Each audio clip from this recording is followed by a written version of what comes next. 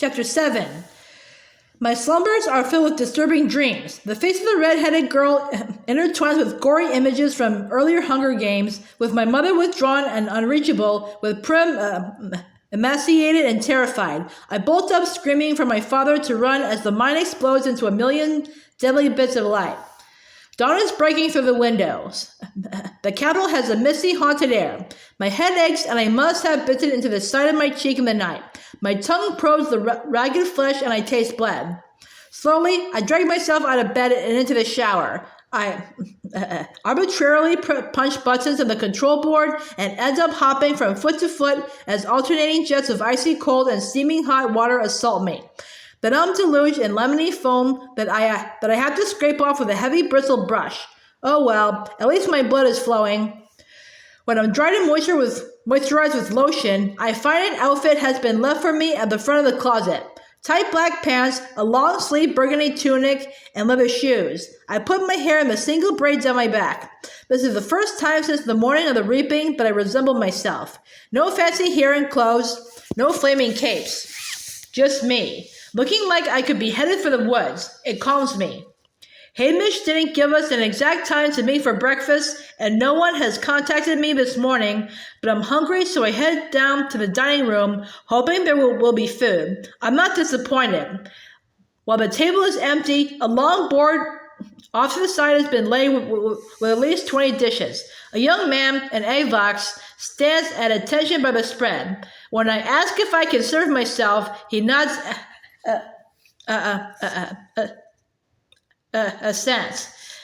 I load a plate with eggs, sausages, battered cakes covered in thick orange preserves, slices of pale purple melon. As I gorge myself, I watch the sun rise over the capital. I have a second plate of hot grains smothered in beef stew. Finally, I fill a plate with rolls and sit at the table, breaking off bits and dipping them into hot chocolate the way Peter did in the train. My mind wanders to my mother and Prim. They must be up. My mother getting their breakfast of mush. Prim milking her goat before school. Just 2 mornings ago, I was home. Can that be right? Yes, just 2. And now how empty the house feels, even from a distance. What did they say last night about my fiery debut at the games? Did it give them hope, or simply add to their terror when they saw the reality of 24 tributes circled together, knowing only one could live? Hamish and Peter come in, bid me good morning, fill their plates. It makes me irritated that Peter is wearing exactly the same outfit I am. I need to say something to Cinna. This twins act is going to blow up in our faces once the games begin. Surely they must know this, but I remember Hamish telling me to do exactly what the stylist tells me to do. If it was anyone but Cinna, I might be tempted to ignore him. But after last night's triumph, I don't have a lot of room to criticize his choices. I'm nervous about the training.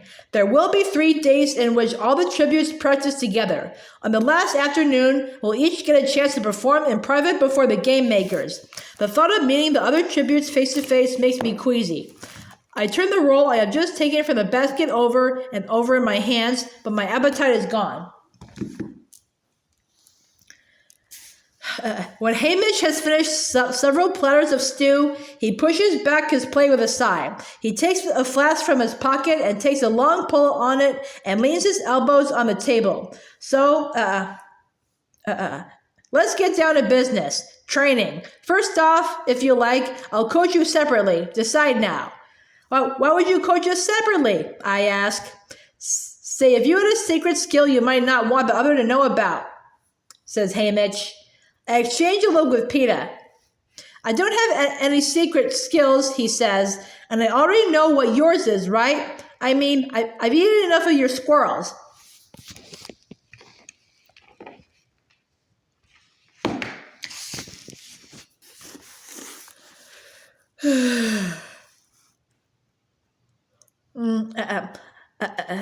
I never thought about Peter eating the squirrels I shot. Somehow, I always pictured the baker quietly going off and frying them up for himself, not out of greed, but because town families usually eat expensive butcher meat, beef and chicken and horse. You can coach us together, I tell Haymitch. Peeta nods. All right, so give me some idea of what you can do, says Haymitch. I can't do anything, says Peeta, unless you count baking bread. Sorry, I don't. Katniss, I already know you're handy with a knife, says Haymitch. Not really, but I can hunt, I say, with a bow and arrow. And you're good? asks Haymitch. I have to think about it. I've been putting food on the table for 4 years. That's no small task. I'm not as good as my father was, but he had more practice. I've better aim than Gale, but I've had more practice. He's a genius with traps and snares. I'm all right, I say. She's excellent, says Peeta. My father buys her squirrels. He always comments on how the arrows never pierce the body. She hits everyone in the eye.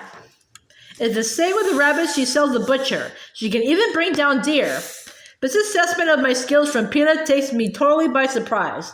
First, they ever noticed. Second, that he's talking me up. What are you doing? I asked him suspiciously. What are you doing?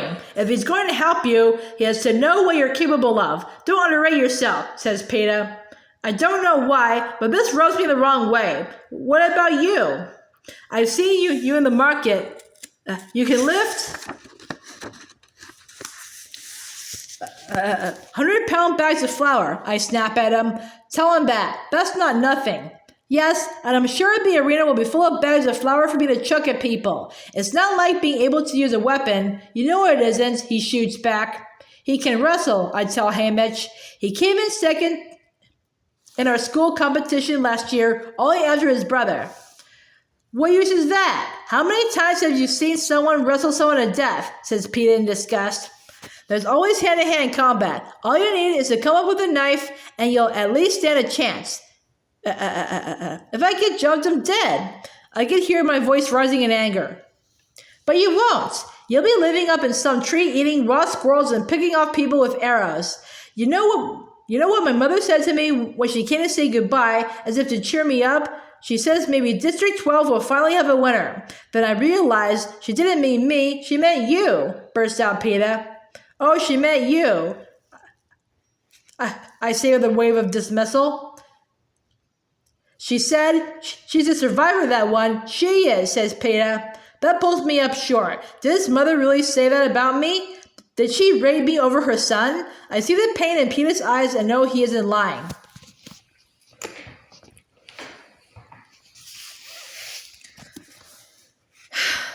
Suddenly, I'm behind the bakery and I can feel the chill of the rain running down my back, the hollowness in my belly. I sound 11 years old when I speak, but only because someone helped me.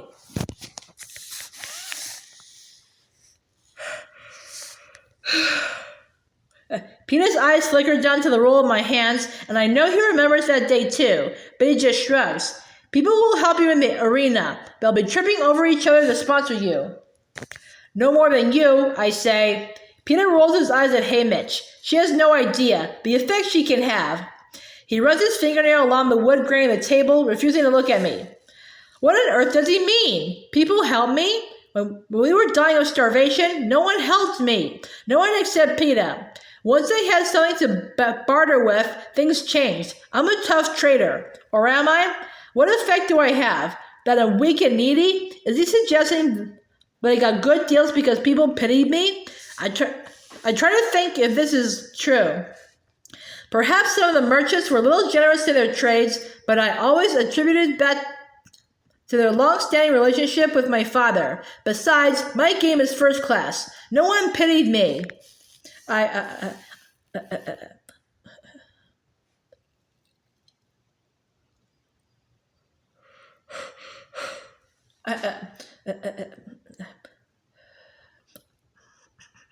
glower at the roll, sure he meant to insult me. After about a minute of this, Haymitch says, Well then. Well. Katniss, there's no guarantee there'll be bows and arrows in the arena, but during your private session with the game makers, show them what you can do. Until then, stay clear of archery. Are you any good at trapping? I know a few basic snares, I mutter. That may be significant in terms of food, says Hamish. And Pina, she's right. Never underestimate strength in the arena. Very often, physical power tilts the advantage to a player. In the training center, they will have weights, but don't reveal how much you can lift in front of the other tributes. The plan's the same for both of you. You go to group training. Spend the time trying to learn something you don't know. Throw a spear. Swing a mace. Learn to tie a decent knot. Save showing what you're best at until your private sessions. Are we clear? Says Hamish. Peter and I nod. One last thing. In public, I want you by each other's side every minute, says Hamish. We both start to object, but Hamish slams his hand on the table. Every minute. It's not open for discussion. You agree to do as I said. You will be together. You will appear amiable to each other. Now get out. Meet Effie at the elevator at 10 for training. I bite my lip and stalk back to my room, making sure Peeta can hear the door slam. I sit in the bed, hating Hamish, hating Peeta, hating myself for mentioning that day long ago in the rain. It's such a joke. Peeta and I going along pretending to be friends, talking up each other's strengths, insisting the other take credit for their abilities. Because, in fact, at some point, we're going to have to knock it off and accept we're bitter adversaries. Which I'd be prepared to do right now if it wasn't for Hamish's stupid instruction that we stick together in training.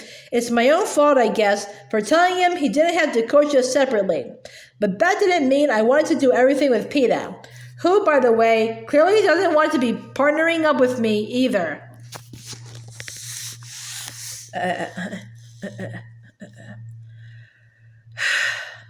I hear Peeta's voice in my head. She has no idea the effect she can have. Obviously meant to demean me, right? But a tiny part of me wonders if this was a compliment, that it meant I was appealing in some way. It's weird how much he's noticed me, like the attention he's paid to my hunting. And apparently, I have not been as oblivious to him as I imagined either. The flower, the rustling. I have kept track of the boy with the bread. It's almost 10. I clean my teeth and smooth back my hair again. Anger temporarily blocked out my nervousness about meeting the other tributes, but now I can feel my anxiety rising again. By the time I meet Effie and Peeta at the elevator, I catch myself biting my nails. I stop at once. The actual training rooms are below ground level of our building. With these elevators, the ride is less than a minute. The doors open into an enormous gymnasium filled with various weapons and obstacle courses. Although it's not yet 10, we're the last ones to arrive. The other tributes are gathered in a tense circle. They each have a cloth square with their district number on it pinned to their shirts. While someone pins the number 12 on my back, I do a quick assessment. Peeta and I are the only two dressed alike. As soon as we join the circle, the head trainer, a tall, athletic woman named Atala, steps up and begins to explain the training schedule. Experts in each skill will remain at their stations. We will be free to travel from area to area as we choose, per our mentor's instructions.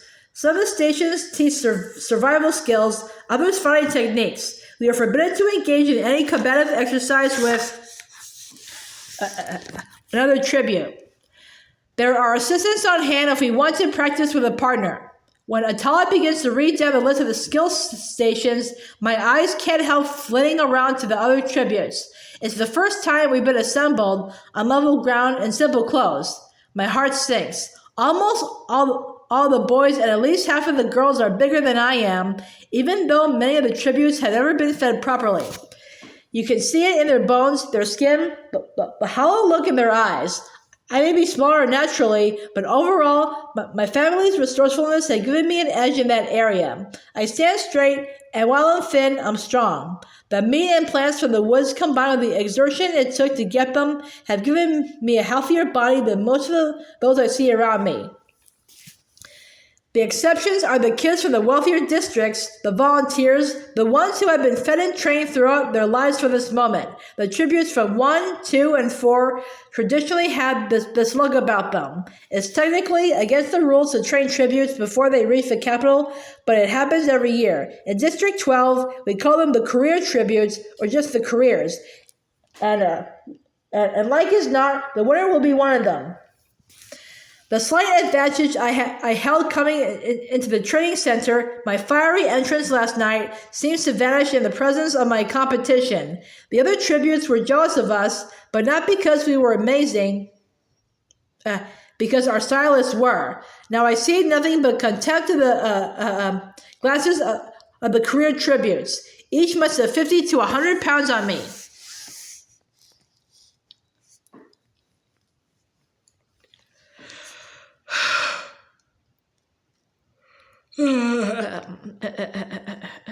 They project arrogance and brutality. When Atala releases us, they head straight for the deadliest looking weapons in the gym and handle them with ease. I'm thinking that it's lucky I'm a fast runner when Peter nudges my arm and I jump.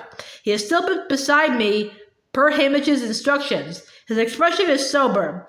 Where would you like to start? I look around at the career tributes who are showing off, clearly trying to intimidate the field. Then at the others, the underfed, the incompetent, shakily having their first lessons with a knife or an axe. Suppose we tie some knots, I say. Right you are, says Peter. We cross to an empty station where the trainer seems pleased to his students. You get the feeling that the knot tying class is not the Hunger Games hotspot. When he realizes I know something about snares, he shows us a simple, excellent trap that will leave a human competitor dangling by a leg from a tree. We concentrate on this one skill for an hour until both of us have mastered it. Then we move on to camouflage. Peter genuinely seems to enjoy the station, swirling a combination of mud and clay and berry juices around on his pale skin, weaving disguises from vines and leaves. The trainer who runs the camouflage station is full of enthusiasm at his work. I do the cakes, he admits to me. The cakes? I ask. I've been preoccupied with watching the boy from District 2 send a spear through a dummy's heart from 15 yards. What cakes? At home, the ice ones for the bakery, he says. He means the ones they display on the windows. Fancy cakes with flowers and pretty things painted in frosting. They're for birthdays and New Year's Day. When we're in the square, Prim always drags me over to admire them, although we'd never be able to afford one. There's little enough beauty in District 12, though, so I can hardly deny her this. I look more critically at the design on Peter's arm. The alternating pattern of light and dark suggests sunlight falling through the leaves in the woods. I wonder how he knows this, since I doubt he's ever been beyond the fence. Has he been able to pick this up from just that scraggly old apple tree in his backyard? Somehow the whole thing, his skill, those inaccessible cakes, the praise of the camouflage expert, annoys me. It's lovely. If only you could frost someone to death, I say. Don't be so superior. You can never tell what you'll find in the arena. Says it's actually a gigantic cake, begins Peter. Say we move on, I break in. So the next 3 days pass with Peter and me going quietly from station to station. We do pick up some valuable skills, from starting fires to knife throwing to making shelter. Despite Hamish's order to appeal mediocre, Peter excels in hand-to-hand combat, and I sweep the edible plants test without blinking an eye. We steer clear of archery and weightlifting, though, wanting to save those for our private sessions. The game makers appeared early on the first day, 20 or so men and women dressed in deep purple robes. They sit in the elevated stands that surround the gymnasium, sometimes wandering about to watch us, jotting down notes, other times eating at the endless banquet that has been set for them, ignoring the lot of us.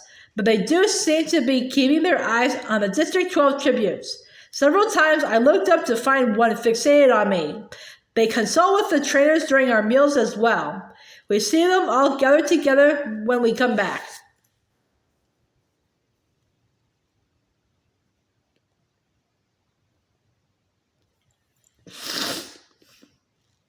Breakfast and dinner are served on our floor, but at lunch, the 24 of us eat in a dining room off the gymnasium. Food is arranged on carts around the room and you serve yourself. The career tributes tend to gather rowdily around one table, as if to prove their superiority, that they have no fear of one another and consider the rest of us beneath notice. Most of the other tributes sit alone, like lost sheep.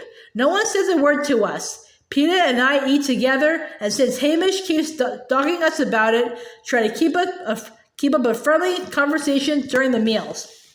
It's not easy to find a topic. Talking of home is painful.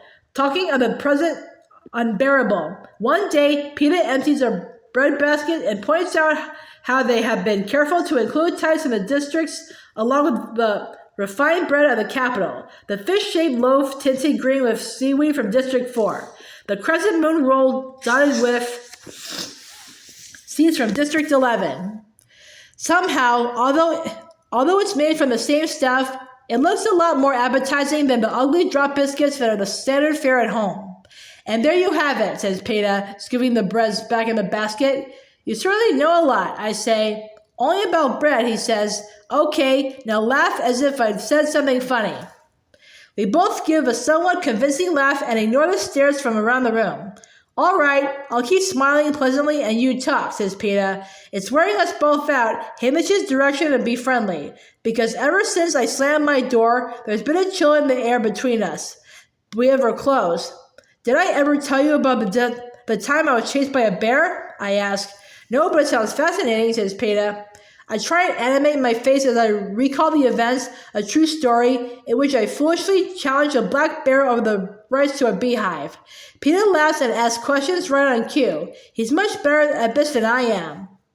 On the second day, while we're taking a shot at spear throwing, he whispers to me, I think we have a shadow.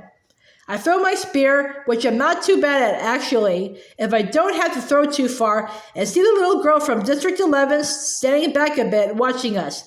She's the 12-year-old, the one who reminded me so of Prim in stature. Up close, she looks about 10. She has bright, dark eyes and satiny brown skin and stands tilted up on her toes with her arms slightly extended to her sides, as if ready to take wing at the slightest sound. It's impossible not to think of a bird. I pick up another spear while Peeta throws. I think her name's Rue, he says softly. I bite my lip.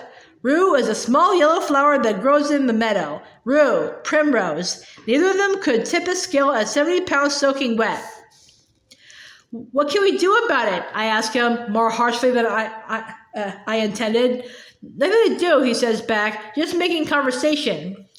Now that I know she's there, it's hard to ignore the child. She slips up and joins us at different stations.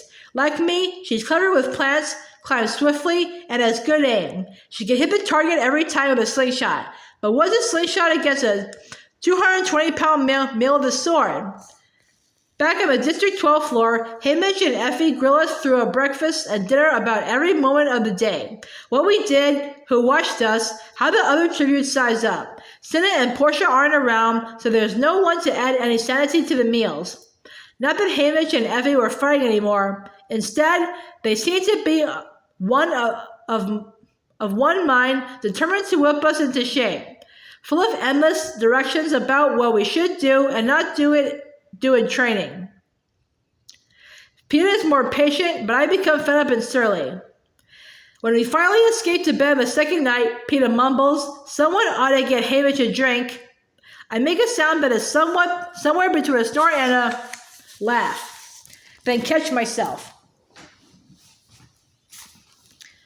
It's messing with my mind too much, trying to keep straight when we're supposedly friends and when we're not.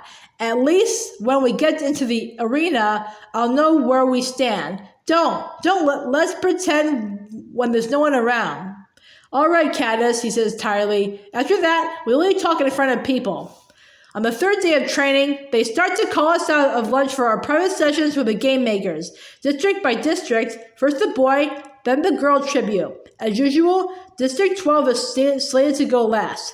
We linger in the dining room, unsure where else to go. No one comes back once they have left. As the room empties, the pressure to appear friendly lightens. By the time they call Rue, we are left alone. We sit in silence until they summon Peeta. He rises. Remember what Hamish said about being sure to throw the weights. The words come out of my mouth without permission. Thanks, I will, he says. You shoot straight. I nod. I don't know why I said anything at all. Although if I'm going to lose, I'd rather Peeta win than the others. Better for our district, for my mother and Prim. After about 15 minutes, they call my name. I smooth my hair, set my shoulders back, and walk into the gymnasium.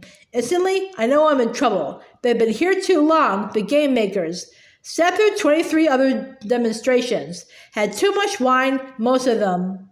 While more than anything to go home. There's nothing I can do but continue with the plan. I walk to the archery station. Oh, the weapons! I've been itching to get my hands on them for days. Bows made of wood and plastic and metal and materials. Metal materials I can't even name. Arrows with feathers cut in flawless uniform lines. I choose a bow, string it, and sling a matching quiver of arrows over my shoulder. Standard bullseyes and human silhouettes. I walk to the center of the gymnasium and pick my first target, the dummy used for knife practice. Even as I pull back on the bow, I know something is wrong. The string's tighter than the one I used at home. The arrow's more rigid. I miss the dummy by a couple of inches and lose what little attention I had been commanding. For a moment, I'm humiliated that I head back to the bullseye. I shoot again and again until I get the feel of these new weapons. Back in the center of the gymnasium, I take my initial position and skewer the dummy right through the heart. Then I sever the rope that holds the sandbag for boxing, and the bag splits open as it slams to the ground. Without pausing, I shoulder roll forward, come up on one knee, and send an arrow into one of the hanging lights high above the gymnasium floor. A shower of sparks bursts from the fixture. It's excellent shooting. I turn to the game makers. A few are nodding approval, but the majority of them are fixated on a roast pig that has just arrived at their banquet table. Suddenly, I am furious that with my life on the line, they don't even have the decency to pay attention to me, that I'm being upstaged by a dead pig. My heart starts to pound. I can feel my face burning. Without thinking, I pull an arrow from my quiver and set it straight at the game maker's table. I hear shouts of alarm as people stumble back. The arrow skewers the apple in the pig's mouth and pins it to the wall behind it. Everyone stares at me in disbelief. Thank you for your consideration, I say, but I give a slight bow and walk straight toward the exit without being dismissed.